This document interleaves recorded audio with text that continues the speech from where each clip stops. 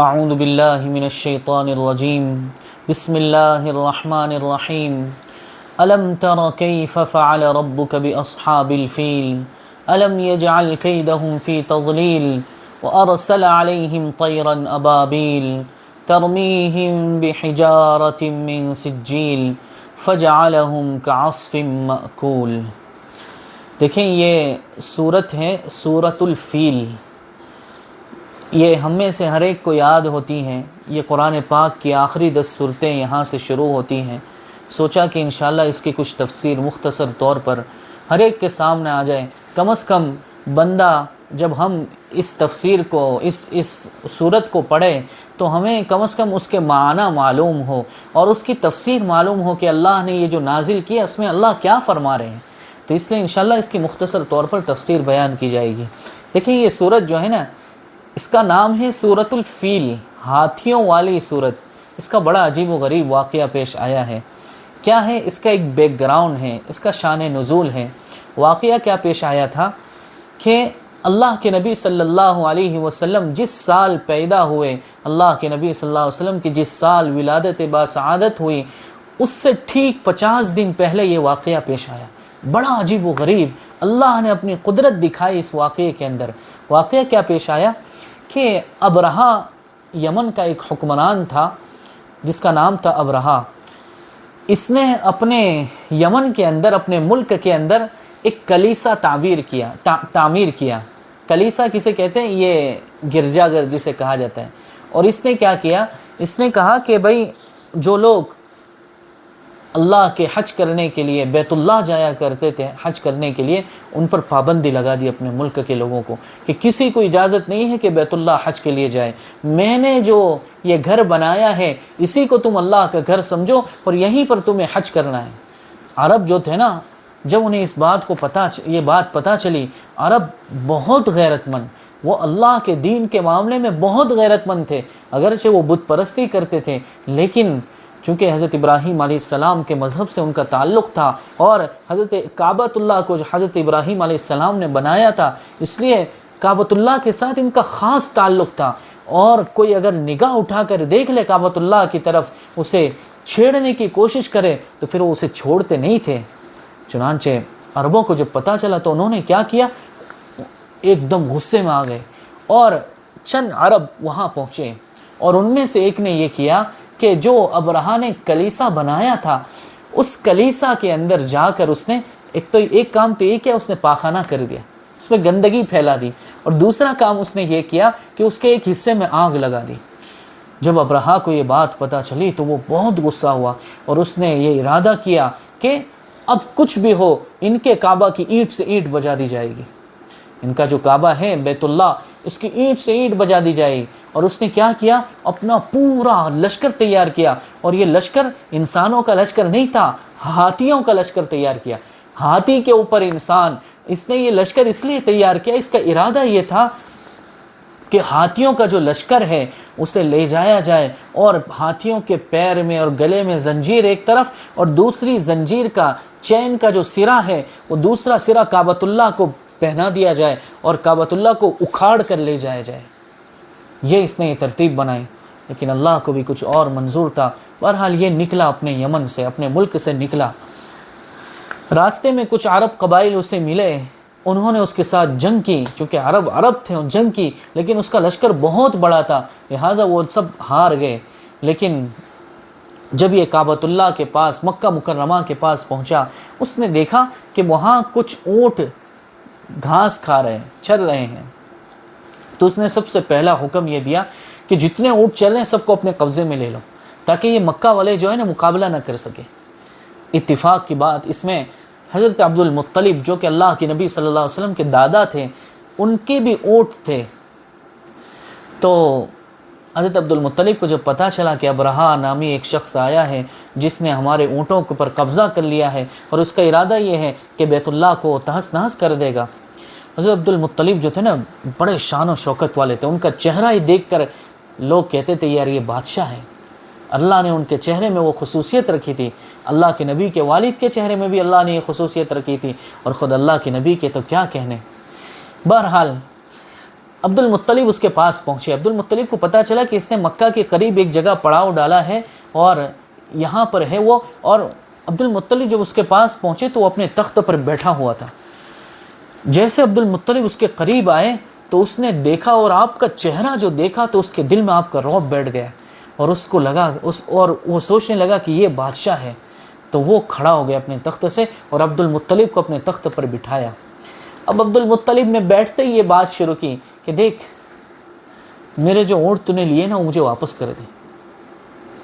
ابرہہ کہنے لگا کہ میں تو سمجھ رہا تھا کہ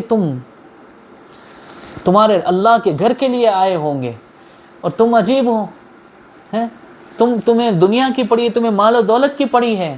عبد المطلب نے بڑا عجیب جواب دیا. اس نے کہا کہ دیکھ اونٹوں کا مالک میں ہوں, جہاں تک اس گھر کا تعلق ہے اس کا مالک کوئی اور ہے اور وہ اس کی حفاظت کرے گا اور تجھے دکھائے گا اس کا انجام, اس کی حفاظت کرے گا. اور عبد المطلب کا بالکل صحیح جواب تھا. چنانچہ عبد المطلب سمجھتے تھے کہ ہم کچھ نہیں کر سکتے اس کے مقابلے میں, اتنا بڑا لشکر لے کر آیا. اس نے عبد المطلب کو اونٹ واپس کر دیے. اس نے دیکھا کہ اب تو یہ تو مقابلے آ نہیں رہے, تو اس نے عبد المطلب کو اونٹ واپس کر دیے.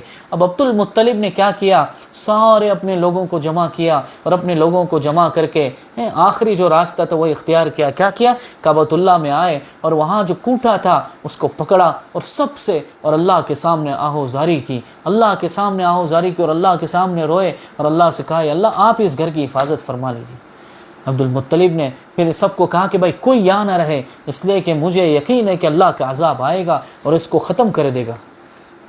چنانچہ یہ سارے کے سارے لوگ پہاڑ پر چلے گئے, وہاں سے نظارہ دیکھ رہے تھے کہ اب کیا ہوتا ہے, اب اللہ کیا کریں گے. ایک طرف اللہ کے گھر کو توڑنے کے لیے کچھ ہاتھی آ رہے ہیں, ہاتھیوں کا لشکر آ رہا ہے, اور ایک طرف اللہ کا گھر ہے. اب دیکھتے اللہ کیا کریں گے. اب ہاتھی کو جو کعبۃ اللہ کی طرف بڑھاتے تو وہ بڑھنے کے لیے تیار ہی نہیں, وہ بیٹھ جاتے سارے کے سارے ہاتھی, لیکن جیسے ان کا رخ دوسری طرف پھیرتے تو وہ بھاگنے لگتے. اب ابرہہ پریشانی ہو کیا گیا. ابرہہ نے انہیں کوڑے مارے, انہیں سخت سے سخت کوڑے مارے, لیکن ہاتھیوں کو کوئی فرق نہیں پڑا. اتنے میں کیا دیکھتا ہے ابرہہ اور اس کا لشکر کہ سمندر کی طرف سے چھوٹے چھوٹے پرندے انہیں نظر آئے, کہ چھوٹے چھوٹے پرندے آ رہے ہیں. اتنے سارے جتھے کے جتھے چھوٹے چھوٹے پرندے, یہ اللہ کا لشکر تھا بھیجا ہوا, جس کو اللہ تعالیٰ نے اس صورت میں بیان کیا. ان کی چونچ کے اندر 3 کنکریاں, ہر ایک کی چونچ میں چھوٹی چھوٹی کنکریاں تھیں, لیکن وہ اتنی سخت کنکریاں تھیں کہ آج کے زمانے کی گولی کا بھی اس کے سامنے کوئی کلاس نہیں ہے. عجیب, وہ جو کنکریاں انہوں نے پھینکنا شروع کی وہ اتنی سخت کنکریاں تھیں کہ جو وہ جس ہاتھی پر پڑتی ہاتھی کے جسم کو پورا چیر کر رکھ دیتی. ہاتھی کے اوپر سوار جو بیٹھتا اس کے سر پر پڑتی, اس کے سر کو اور اس کے جسم کو چیر کر, ہاتھی کو چیر کر اور زمین کے اندر گھس جاتی. آپ اندازہ لگائیں کیا طاقت تھی اللہ کے بھیجے ہوئے لشکر کی. جب ابرہہ کے لشکر پر یہ عذاب برسا ہے نا, اس وقت سارا لشکر تتر بتر ہو گیا.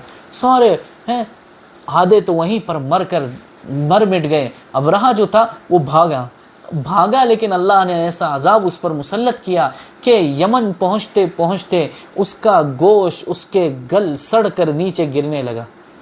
اور جب یمن پہنچا ہے تو اس کے ایک ایک چیز نیچے, یعنی ہر چیز گل سڑ کر نیچے گر کر وہیں ایسی موت مر گیا. ابرہہ کے لشکر کے 2 ہاتھی بان, دو ساتھی, یہ چھپ چھپا کر مکہ مکرمہ میں بھاگ گئے, مکہ مکرمہ میں چھپ گئے, لیکن اللہ نے ان پر بھی عذاب نازل کیا. وہ کیا, اندھے اور اپاہج ہو گئے. حضرت عائشہ رضی اللہ تعالی عنہا فرماتی ہیں کہ ہم نے, اور ان کی بہن فرماتی کہ ہم نے ان لوگوں کو دیکھا کہ وہ اندھے تھے, اپاہج تھے اور مکہ کی گلیوں میں بھیک مانگا کرتے تھے. یہ اللہ کا عذاب ان پر نازل ہوا. بہرحال یہ واقعے کو اللہ تبارک و تعالی اپنے نبی سے فرما رہے ہیں اور قیامت تک کے آنے والے انسانوں کو یہ واقعہ بتا رہے ہیں.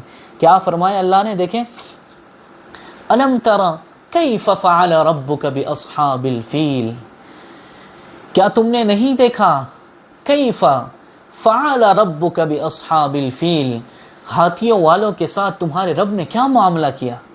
ہاں دیکھیں, اس سورت کا نام سورت الفیل ہے. اس پر بڑا عجیب لطیفہ لکھا ہے. فیل کہتے ہیں ہاتھی کو.